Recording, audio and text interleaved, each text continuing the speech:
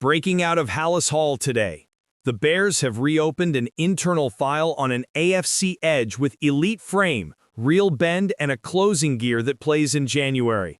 And I'm not talking rumor chasing. I'm talking a serious evaluation of fit, price, timeline, and risk that I've been tracking all week. Here's what I'll deliver in this report, straight and clean.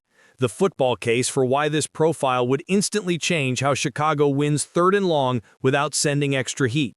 The cap mechanics that make a move possible without blowing up 2026 flexibility. The trade window checkpoints between now and the deadline. And the real-world compensation bands teams are discussing around a player with star upside and medical questions that need sober answers. Stay locked in, because I'm going to walk through tape tendencies, usage with Montez Sweat, what Eberflus actually asks from his front in money downs, the Dolphins' leverage play, and the only scenario where this doesn't become a distraction, it becomes a decision. If you're new to Bears News Fan Report, subscribe and keep the alerts on. When the board shifts, you'll want this kind of context first. Let's set the football stage. Chicago's identity on defense is clear. Win with 4. Tackle in space. Make quarterbacks hold the ball a tick longer while coverage rotates clean behind it. Sweat gives you a top-shelf edge on one side. Length, convert to power, rush plan that holds up in December. But the drop-off opposite him forces the coordinator to pick his poison on high leverage downs. Either heat that exposes the seam or conservative calls that ask corners to plaster for too long.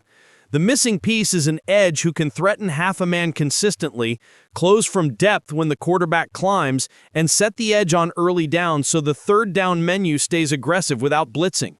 The profile on my desk checks those boxes with a 6'5" frame, long stride, inside counter that lives off a heavy outside step, and the ability to play through contact instead of around it. That presence next to Sweat shifts protections, gives the 3-tech more one-on-ones, and lets Eberflus lean into games and stunts that travel to January. Tape first, names later. That's how we do it here. What the Bears need isn't a splashy sack artist who disappears against the run. They need a finisher who also sets a hard edge, holds B-gap integrity when the tackle down blocks, and has the balance to retrace when offenses test boot and sprint out. Add in length to close throwing lanes and you get hidden production. Batted balls, rushed decisions, and the kind of fourth-quarter stops that flip seedings. Now the calendar. The NFL trade deadline hits Tuesday, November 4, 4 p.m. ET. Between now and then, real decisions are driven by 3 forces. Health, any in-game injuries will reprice pass rush on the fly. Standings, buyers versus sellers sort themselves out. And contracts. 5th year, extension timing changes leverage fast.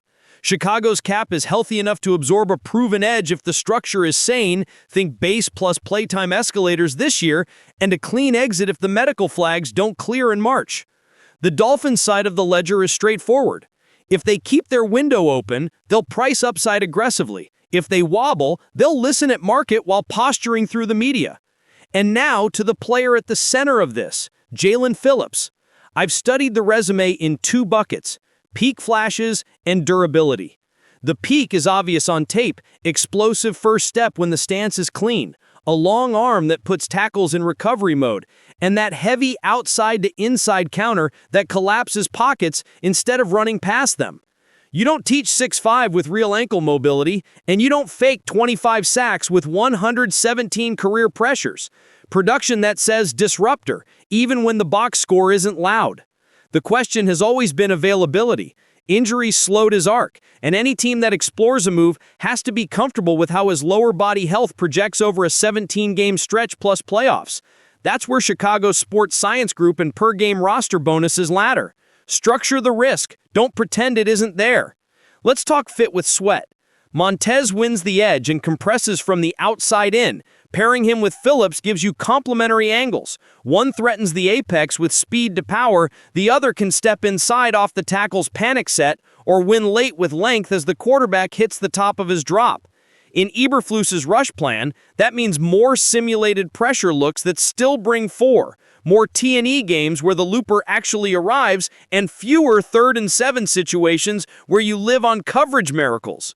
Picture it. 3-tech penetrates B gap, Sweat slices wide 9, Phillips aligns 5-tech, sells upfield, then knifes inside the punch. Quarterback slides right into a squeeze. Against the run, Phillips' frame lets him wrong-arm pullers and spill to pursuit. That keeps Chicago on schedule, which is this scheme's lifeblood. Now the Dolphins. Publicly, Mike McDaniel has called trade chatter baseless currently, which is exactly what any contender should say with the market still forming. Quietly, front offices do a different math. Do you turn a talented, still ascending edge with injury history into assets now? Or do you ride it out and pay on a second contract that assumes perfect health? That's the tension. I'm not selling certainty, I'm laying out why his name keeps surfacing with more heat than his teammates. Upside, cost control now, big-ticket decision soon. Miami will price that crossroads aggressively unless results force their hand. What would a Bears offer even look like? There are 3 bands I take seriously. Band A, deadline premium. A 2026 second-rounder plus a conditional 2027 Day 2 pick that escalates on playtime and sacks, with Chicago eating the rest of this year's cash and adding minor swap flexibility. Band B, value with protection. A 2026 second straight up plus a depth player on an affordable deal to help Miami now, think rotational edge or interior who plays teams. Band C, off-season. A 2027 second with stronger conditions that convert to a 1 only if snap share and production hit real thresholds, tied to an extension that keeps AAV in a non-top 5 lane. What I am not doing is moving a future 1 with no protection or writing an extension that jumps straight into premium edge money without medical clarity. Chicago's leverage here is simple. They don't need to force this for a headline. If the price respects the risk and the medical checks line up, you swing because playoff games are decided by the 4-man rush. If the price is a tax for someone else's panic, you walk. Back to football, because that's where decisions live. Phillips' pass rush menu brings variety this room lacks behind Sweat. Ghost rip when tackles overset, stab club on early downs, inside swim off quick set, and that bowl to rip that pairs with his length. He's not a track meet only guy. When the feet are right, he can reduce surface and finish through contact. DeMarcus Walker becomes a matchup tool. Austin Booker grows at a sane pace, and the interior benefits because guards slide less freely when both edges win. That's not theory, that's how reps redistribute in November. Cap mechanics, minus the fluff. Chicago can absorb the remaining 2025 cash and still keep optionality for 2026 if the structure is smart. Small year 1 cash bump, per game active bonuses that protect against missed time, and rolling guarantees that trigger on early spring dates only if the medicals are clean. You don't mortgage flexibility for a maybe, you buy an option on a difference maker, and reserve the right to say no later if health doesn't cooperate. The Dolphins will push for stronger guarantees early. That's where you hold the line and let the market decide. Timing matters. If this moves, it likely moves in the 72-hour window before the deadline, when buyers get honest and sellers stop playing chicken. If it doesn't, the next window is March, when tags, cuts, and restructures reset the board. In that case, you keep the dialogue alive and see if Miami's calculus changes once the league year opens. The only way it blows up on Chicago is if they bid against themselves. Patience is a weapon here. Let me be crystal clear on the medicals, because this market punishes wishful thinking. The Achilles history and soft tissue flags are part of the file. You structure for availability, not hope for it. That means conditioning triggers, playtime thresholds for escalators, and language that shares risk. If the player is healthy and plays, he earns. If not, the club has guardrails. That's how good teams win these bets. Okay, I'm dropping the question to the room before I close, because this community's read is sharp. Do you pay a protected Day 2 price for Jaelan Phillips right now to stack a true 2-edge rush with Sweat, or do you hold the picks and trust internal growth from Booker and the game's Eberflus dial late in the year?